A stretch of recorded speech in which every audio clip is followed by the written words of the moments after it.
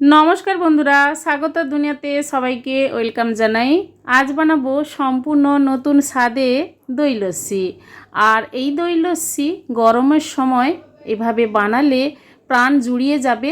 আপনারা বারবার বানিয়ে খেতে ইচ্ছে করবে এইভাবে দই লস্যি বানালে। চলুন কিভাবে বানিয়েছি দেখানো যাক। দই লস্যি বানানোর জন্য টক দই লাগছে। মিক্সি জারে দিয়ে দিচ্ছি 3 টেবিল স্পুন টক দই। আপনারা বাজার থেকে কেনা টক দই নিতে পারেন কিংবা বাড়িতে পাতানো টক দই অবশ্যই ব্যবহার করতে পারেন।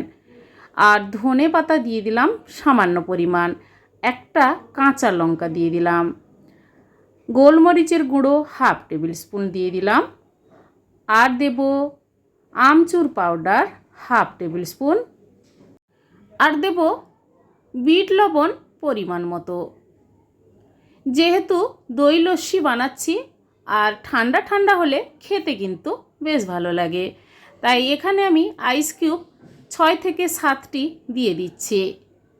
এবার ঢাকা দিয়ে প্রথমে ব্লেন্ড করে নেব।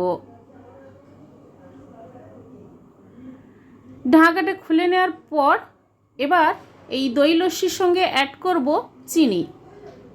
চিনি আপনারা যে যেমন দই লস্যির মিষ্টি খেতে পছন্দ করেন সেইভাবে অনুপাতে চিনি দেবেন।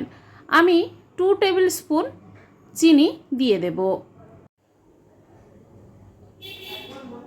চিনি দেওয়ার পর আরও আমি 1/2 বাটি জল দিয়ে দিলাম। জলটা দেওয়ার পর ঢাকা দিয়ে আবারও আমি মিক্সি জারটা ঘুরিয়ে নেব। ঢাকাটা খুলে নিলাম। দেখুন লস্যি কিন্তু একদম পারফেক্ট তৈরি হয়ে গেছে। এবার সার্ভ করে নেব। এই দই লস্যি দুপুরের সময় খেতে তো ভালো লাগে, তাছাড়া বাড়িতে গরমের সময় কোনো অতিথি এলে অল্প সময়ে এই দই লস্যি এভাবে বানিয়ে পরিবেশন করতে পারেন। বন্ধুরা, এই গরমের সময় আপনারা একবার এইভাবে দই লস্যি বানিয়ে ট্রাই করে দেখুন। কেমন হয়েছে কমেন্ট করে অবশ্যই জানাবেন, লাইক করবেন। আর আমার চ্যানেলে নতুন বন্ধু হতে চাইলে আমার চ্যানেলটি সাবস্ক্রাইব করে নেওয়ার অনুরোধ থাকলো। পাশে থাকা বেল আইকন অবশ্যই প্রেস করুন। আমার চ্যানেলে যখন কোনো নতুন রেসিপি দেব আপনাদের কাছে নোটিফিকেশান খুব সহজে পৌঁছে যাবে।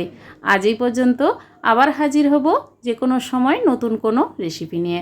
সবাই ভালো থাকুন, সুস্থ থাকুন। ধন্যবাদ।